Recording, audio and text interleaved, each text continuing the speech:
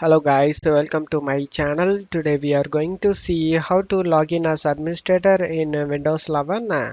I show you guys how to do it. You just need to go to search menu and type computer management. Click on open it. You just need to expand the local user and groups and click on users. And now on the right side you just need to double click on the administrators. You just need to uncheck this account is disabled and then select apply and OK. Now you just need to right click on the administrator and select set password. Select proceed. Now you just need to type your password. After typing the password, select OK.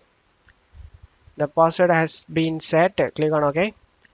And now you just need to close stuff here. Now we enabled the administrator account, guys.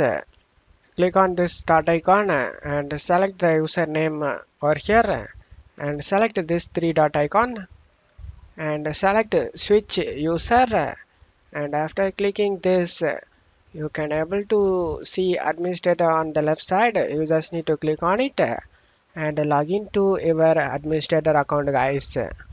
And that's how you can log in as administrator in Windows 11.